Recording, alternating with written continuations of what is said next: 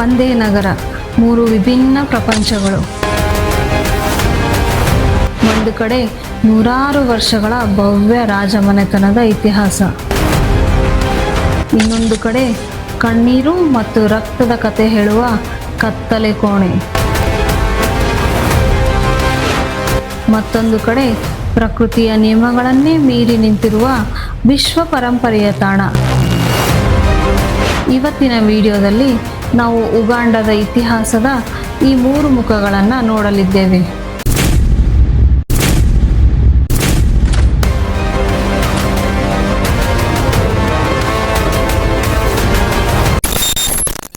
ಈ ವಿಡಿಯೋದ ಮೊದಲ ಭಾಗದಲ್ಲಿ ಉಗಾಂಡದ ಇತಿಹಾಸ ಮತ್ತು ರಾಜಮನೆತನದ ವೈಭವವನ್ನು ಪ್ರತಿಬಿಂಬಿಸುವ ಭವ್ಯ ರಾಯಲ್ ಪ್ಯಾಲೇಸ್ ಮತ್ತು ಇದಿ ಅಮೀನ್ನ ಟಾರ್ಚರ್ ರೂಮ್ ಕುರಿತು ತಿಳಿದುಕೊಳ್ಳೋಣ.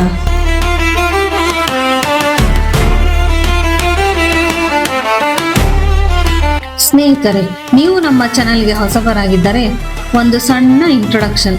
ನಾನು ಉಗಾಂಡದ ಕಂಪಾಲದಲ್ಲಿ ವಾಸಿಸುತ್ತಿರೋ ಭಾರತೀಯಳು, ಅದರಲ್ಲಿಯೂ ಕನ್ನಡತಿ.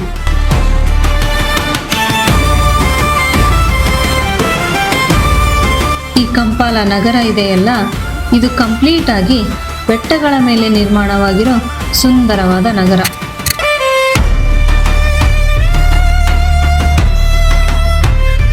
ಆದರೆ ಇಲ್ಲಿರೋ ಒಂದು ನಿರ್ದಿಷ್ಟ ಬೆಟ್ಟ ಇಡೀ ಉಗಾಂಡ ದೇಶದ ಅತಿದೊಡ್ಡ ಸಾಮ್ರಾಜ್ಯದ ಆತ್ಮವನ್ನೇ ತನ್ನೊಳಗೆ ಇಟ್ಟುಕೊಂಡಿದೆ.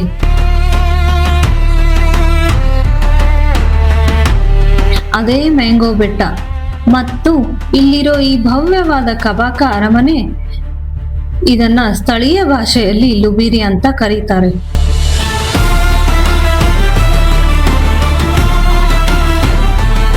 ಕಬಾಕ ಎಂದರೆ ರಾಜ ಎಂದರ್ಥ. ಪ್ರಸ್ತುತವಾಗಿಯೂ ಇಲ್ಲಿನ ರಾಜರು ಅರಮನೆಯಲ್ಲಿ ವಾಸಿಸುತ್ತಿರುವುದರಿಂದ ಅರಮನೆಯ ಒಳಗೆ ಪ್ರವಾಸಿಗರಿಗೆ ಅವಕಾಶವಿಲ್ಲ. ಇವತ್ತು ನಾವು ಈ ಐತಿಹಾಸಿಕ ಅರಮನೆಯನ್ನು ಎಕ್ಸ್ಪ್ಲೋರ್ ಮಾಡೋಣ. ಆದರೆ ಕೇಳಿ, ಬರೀ ಬಿಲ್ಡಿಂಗ್ ನೋಡೋದಷ್ಟೇ ನಮ್ಮ ಉದ್ದೇಶ ಅಲ್ಲ. ಒಬ್ಬ ಭಾರತೀಯನಾಗಿ ನನಗೆ ತುಂಬಾನೇ ಆಶ್ಚರ್ಯ ಮೂಡಿಸಿದ ಇಲ್ಲಿಯ ಕೆಲವು ನಿಯಮಗಳು ಮತ್ತು ಸಾಂಪ್ರದಾಯಿಕ ನಿಯಮಗಳನ್ನು ನಾವಿವತ್ತು ನಿಮಗೆ ಹೇಳ್ತೀನಿ. ಉದಾಹರಣೆಗೆ, ಇಲ್ಲಿಗೆ ಬರೋ ಮಹಿಳೆಯರಿಗೆ ಒಂದು ವಿಶೇಷವಾದ ಬಟ್ಟೆಯನ್ನು ಕೊಡ್ತಾರೆ. ಅದ್ಯಾಕೆ ಗೊತ್ತಾ?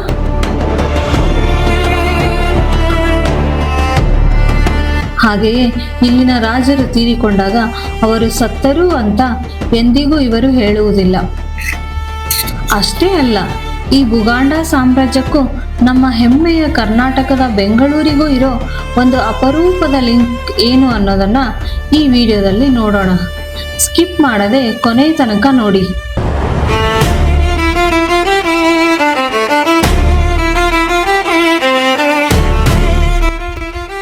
ಅಂದ ಹಾಗೆ ಅರಮನೆಯೊಳಗೆ ಒಂದು ಜ್ಯೋತಿಯು ನಿರಂತರವಾಗಿ ಉರಿಯುತ್ತದೆ. ಇಲ್ಲಿನ ರಾಜ ಬದುಕಿರೋ ತನಕ ಈ ಜ್ಯೋತಿ ಹಗಲು ರಾತ್ರಿ ಉರಿತಾನೇ ಇರುತ್ತೆ. ಒಂದು ವೇಳೆ ರಾಜ ತೀರಿಕೊಂಡರೆ ಮುಂದಿನ ರಾಜನ ಪಟ್ಟಾಭಿಷೇಕದವರೆಗೂ ಈ ಜ್ಯೋತಿಯನ್ನು ನಂದಿಸಲಾಗುತ್ತದೆ.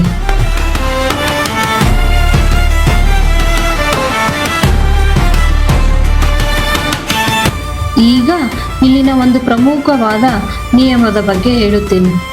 ಈ ಅರಮನೆಯ ಒಳಗೆ ಹೋಗಬೇಕೆಂದರೆ ನೀವು ಒಂದು ಕಟ್ಟುನಿಟ್ಟಾದ ನಿಯಮವನ್ನು ಪಾಲಿಸಲೇಬೇಕು. ಇಲ್ಲಿಗೆ ಬರೋ ಮಹಿಳಾ ಪ್ರವಾಸಿಗರು ಒಂದು ವೇಳೆ ಪ್ಯಾಂಟ್, ಜೀನ್ಸ್, ಸಣ್ಣ ಉಡುಗೆಗಳನ್ನು ಧರಿಸಿದ್ದರೆ ಅವರಿಗೆ ಅರಮನೆ ಕಡೆಯಿಂದಲೇ ಲೇಸು ಅಥವಾ ಗೋಮೇಸಿ ಎನ್ನೋ ಸಾಂಪ್ರದಾಯಿಕ ಬಟ್ಟೆಯನ್ನು ಕೊಡುತ್ತಾರೆ. ಇದನ್ನು ಸೊಂಟದ ಸುತ್ತಲೂ ಕಡ್ಡಾಯವಾಗಿ ಸುತ್ತಿಕೊಳ್ಳಲೇಬೇಕು. ಇದು ಕಾಲನ್ನು ಕಂಪ್ಲೀಟ್ ಆಗಿ ಕವರ್ ಮಾಡುತ್ತೆ.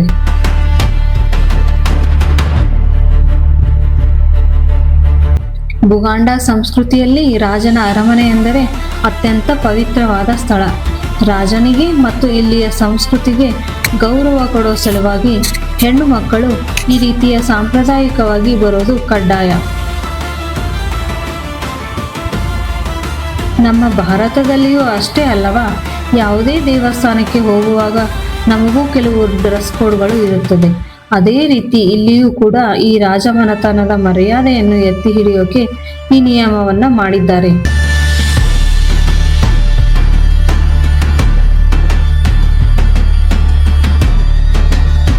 ಇನ್ನೊಂದು ವಿಷಯ ಗೊತ್ತಾ? ಇಲ್ಲಿನ ರಾಜನಿಗೆ ಸಂಬಂಧಪಟ್ಟ ಹಾಗೆ ಯಾರೂ ಕೂಡ ರಾಜನು ಸತ್ತನು ಅಥವಾ ಮರಣ ಹೊಂದಿದರು ಅನ್ನುವ ಪದವನ್ನು ಬಳಸುವ ಹಾಗೆ ಇಲ್ಲ.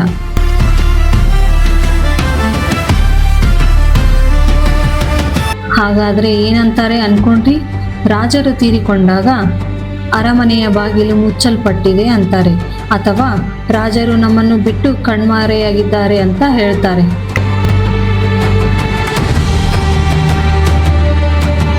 ಒಬ್ಬ ಭಾರತೀಯನಾಗಿ ಈ ವಿಷಯ ನನಗೆ ತುಂಬಾ ಹತ್ತಿರ ಅನಿಸುತ್ತೆ.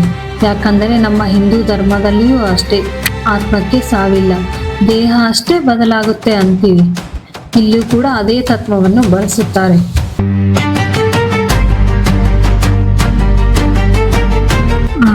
ಈಗ ನಾನು ನಿಜಕ್ಕೂ ಒಂದು ಶಾಕಿಂಗ್ ಮತ್ತು ಪ್ರತಿಯೊಬ್ಬ ಕನ್ನಡಿಗನು ಹೆಮ್ಮೆ ಪಡುವ ವಿಷಯವನ್ನು ಹೇಳುತ್ತೇನೆ. ಈ ಬುಗಾಂಡಾ ಸಾಮ್ರಾಜ್ಯಕ್ಕೆ ಜಗತ್ತಿನಾದ್ಯಂತ ತನ್ನದೇ ಆದ ಅಫಿಷಿಯಲ್ ಡಯಾಸ್ಪೊರಾ ಆಫೀಸ್ಗಳು, ಅಂದರೆ ಪ್ರಾತಿನಿಧ್ಯ ಕಚೇರಿಗಳಿವೆ.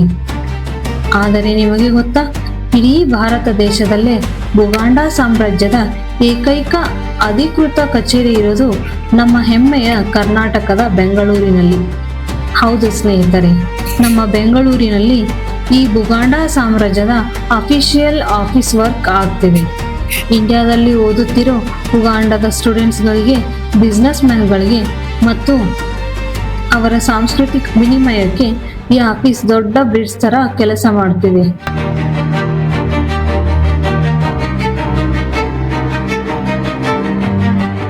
ಕಂಪಾಲದಲ್ಲಿ ಕೂತು ನಮ್ಮ ಸ್ವಂತ ನೆಲದೊಂದಿಗೆ ಈ ರಾಜಮನೆತನಕ್ಕೆ ಇಷ್ಟೊಂದು ದೊಡ್ಡ ಕನೆಕ್ಷನ್ ಇದೆ ಅಂತ ತಿಳಿದಾಗ ನಿಜಕ್ಕೂ ರೋಮಾಂಚನ ಆಯಿತು. ಜಗತ್ತು ಎಷ್ಟು ಚಿಕ್ಕದು ಮತ್ತು ಎಷ್ಟು ಬ್ಯೂಟಿಫುಲ್ ಆಗಿ ಕನೆಕ್ಟ್ ಆಗ್ತಿದೆ ಅನಿಸುತ್ತೆ.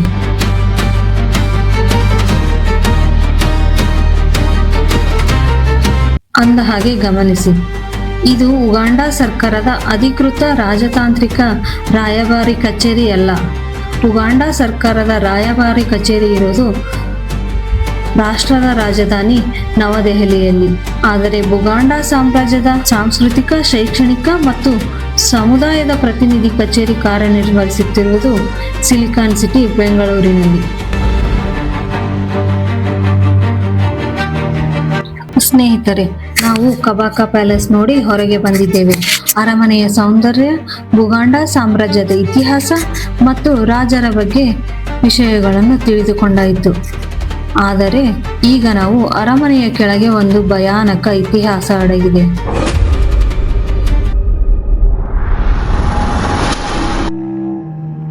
ಇಂದು ನಾವು ನೋಡಲಿರುವುದು ಸಾಮಾನ್ಯ ಪ್ರವಾಸಿ ತಾಣ ಅಲ್ಲ. ಇದು ಉಗಾಂಡದ ಇತಿಹಾಸದ ಅತ್ಯಂತ ಕರಾಳ ಅಧ್ಯಾಯಗಳಲ್ಲಿ ಒಂದಾಗಿದೆ. ಇಲ್ಲಿ ಸಾವಿರಾರು ಜನರು ನೋವು, ಕಣ್ಣೀರು ಮತ್ತು ದುಃಖದ ಕಥೆಗಳು ಅಡಗಿವೆ.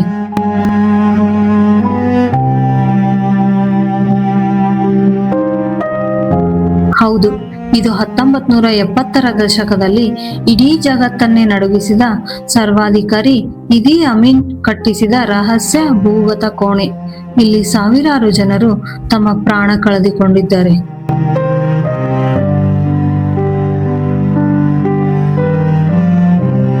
ಬನ್ನಿ, ಇವತ್ತು ಈ ಕತ್ತಲೆ ಕೋಣೆಯ ಒಳಗಡೆ ಏನಿದೆ ಅಂತ ಹತ್ತಿರದಿಂದ ನೋಡೋಣ.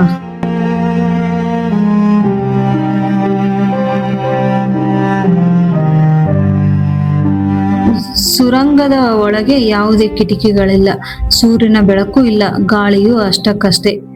ನಿಮಗೆ ಗೊತ್ತಾ, 1971ರಲ್ಲಿ ಇದಿ ಅಮೀನ್ ಇದನ್ನು ಮೊದಲು ಕಟ್ಟಿಸಿದ್ದು ಕೇವಲ ಗನ್ ಮತ್ತು ಮದ್ದುಗುಂಡುಗಳನ್ನು ಇಡೋ ಆಯುಧದ ಕೋಣೆಯಾಗಿ. ಆದರೆ ಆಮೇಲೆ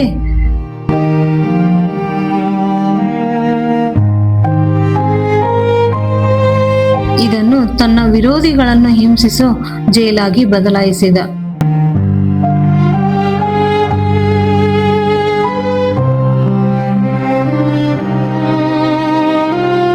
ಒಂದೊಂದು ಸಣ್ಣ ಕೋಣೆಯಲ್ಲೂ ನೂರಾರು ಜನಗಳನ್ನು ಕುರಿಗಳ ತರಹ ತುಂಬುತ್ತಿದ್ದರು.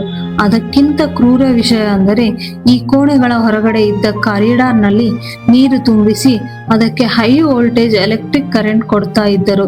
ಯಾರಾದರೂ ತಪ್ಪಿಸಿಕೊಳ್ಳಲು ಹೊರಗೆ ಕಾಲಿಟ್ಟರೆ ಸಾಕು, ಕರೆಂಟ್ ಶಾಕ್ ಹೊಡೆದು ಅಲ್ಲೇ ಸಾಯುತ್ತಿದ್ದರು.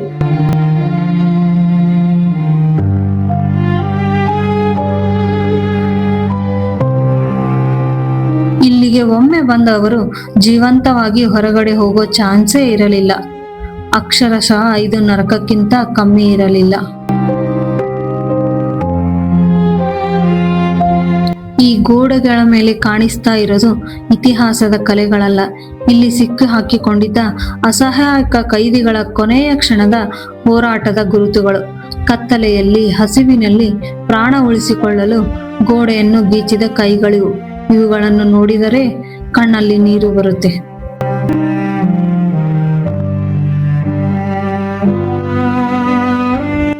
ಅಂದು ಅಲ್ಲಿ ಸಿಲುಕಿದ್ದ ಸಾವಿರಾರು ಜನರಿಗೆ ಬೆಳಕನ್ನು ನೋಡೋ ಅದೃಷ್ಟವೇ ಸಿಗಲಿಲ್ಲ.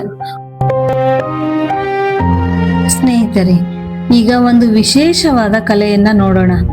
ಮೊದಲಿಗೆ ನೋಡಿದಾಗ ಇದು ಸಾಮಾನ್ಯ ಪೇಂಟಿಂಗ್ ಅನಿಸಬಹುದು, ಆದರೆ ಇದರ ಹಿಂದಿರುವ ಕತೆ ತುಂಬಾ ಇಂಟ್ರೆಸ್ಟಿಂಗ್ ಆಗಿದೆ. ಮತ್ತು ಈ ಎಲ್ಲಾ ಪೇಂಟಿಂಗ್ಗಳು ನಮ್ಮ ಗೈಡ್ ಕೈ ಚಳಕವೇ.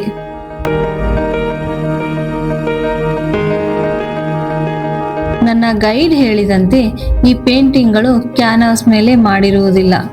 ಇವುಗಳನ್ನು ಮುತುಬಾ ಮರದ ತವಟೆಯಿಂದ ತಯಾರಿಸಿದ ಲುಬೋಗೋ ಅಥವಾ ಬಾರ್ಕ್ ಕ್ಲಾತ್ ಮೇಲೆ ಬಿಡಿಸಲಾಗಿದೆ. ಒಮ್ಮೆ ಈ ಬಾರ್ಕ್ ಕ್ಲಾತ್ ಅನ್ನು ಹತ್ತಿರದಿಂದ ನೋಡಿ. ಇದರ ಬಣ್ಣ, ಅದರ ಮೇಲಿರುವ ಚಿತ್ರಗಳು ಎಲ್ಲವೂ ಕೈಯಿಂದ ಮಾಡಿದ ಕೆಲಸ. ಪ್ರತಿಯೊಂದು ಚಿತ್ರವೂ ಉಗಾಂಡದ ಸಂಸ್ಕೃತಿ ಮತ್ತು ಜೀವನ ಶೈಲಿ ಹಾಗೂ ಇತಿಹಾಸವನ್ನು ಪ್ರತಿಬಿಂಬಿಸುತ್ತದೆ. ಇನ್ನೊಂದು ವಿಷಯ ಏನೆಂದರೆ, ಈ ಬಾರ್ಕ್ ಕ್ಲಾತ್ ತಯಾರಿಸಲು ಮರವನ್ನ ಕಡಿಯುವುದಿಲ್ಲ. ಈ ಮರದ ತೊಗಟೆಯನ್ನು ಎಚ್ಚರಿಕೆಯಿಂದ ತೆಗೆದು ಅದನ್ನು ವಿಶೇಷ ವಿಧಾನದಲ್ಲಿ ಸಂಸ್ಕರಿಸಿ ಬಟ್ಟೆಯಂತೆ ಮಾಡುತ್ತಾರೆ. ಕೆಲವು ಸಮಯದ ನಂತರ ಮರ ಮತ್ತೆ ಹೊಸ ತೊಗಟೆಯನ್ನು ಬೆಳೆಸಿಕೊಳ್ಳುತ್ತೆ. ಈ ಪರಂಪರೆ ನೂರಾರು ವರ್ಷಗಳಿಂದ ಬುಗಾಂಡಾ ರಾಜ್ಯದಲ್ಲಿ ಮುಂದುವರಿದಿದೆ. ಹಿಂದೆ ಇದನ್ನು ರಾಜಮನೆತನದವರು ವಿಶೇಷ ಸಮಾರಂಭಗಳಲ್ಲಿ ಬಳಸುತ್ತಿದ್ದರು. ಇಂದು ಇದು ಉಗಾಂಡದ ಸಂಸ್ಕೃತಿಯ ಹೆಮ್ಮೆ. ಈ ಪೇಂಟಿಂಗ್ಗಳನ್ನ ನೋಡಿ. ಇಲ್ಲಿ ಉಗಾಂಡದ ಗ್ರಾಮೀಣ ಜೀವನ, ಸಾಂಪ್ರದಾಯಿಕ ನೃತ್ಯ, ಪ್ರಾಣಿಗಳು ಮತ್ತು ಪ್ರಕೃತಿಯ ಸೌಂದರ್ಯವನ್ನು ಸುಂದರವಾಗಿ ಚಿತ್ರಿಸಿದ್ದಾರೆ.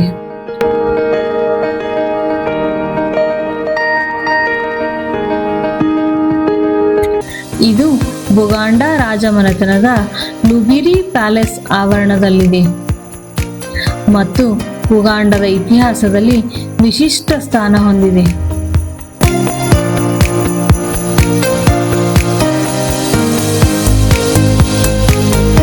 ನಾವು ಉಗಾಂಡದ ಸುಂದರ ಜಾಗಗಳನ್ನು ಹೇಗೆ ನೋಡುತ್ತೇವೆ, ಅದೇ ರೀತಿ ಇಲ್ಲಿನ ಜನರ ಹಳೆಯ ನೋವಿನ ಇತಿಹಾಸವನ್ನು ಅಷ್ಟೇ ಗೌರವದಿಂದ ಅರ್ಥ ಮಾಡಿಕೊಳ್ಳೋಣ.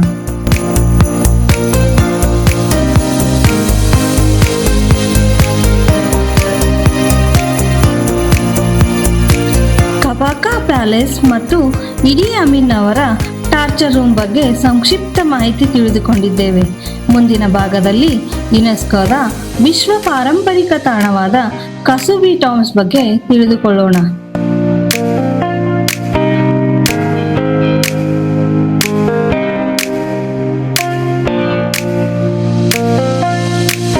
ಮುಂದಿನ ವಿಡಿಯೋದಲ್ಲಿ ಮತ್ತೆ ಸಿಗೋಣ. ಹಾಗೆ ಚಾನೆಲ್ ಸಬ್ಸ್ಕ್ರೈಬ್ ಮಾಡೋದನ್ನ ಮರಿಬೇಡಿ.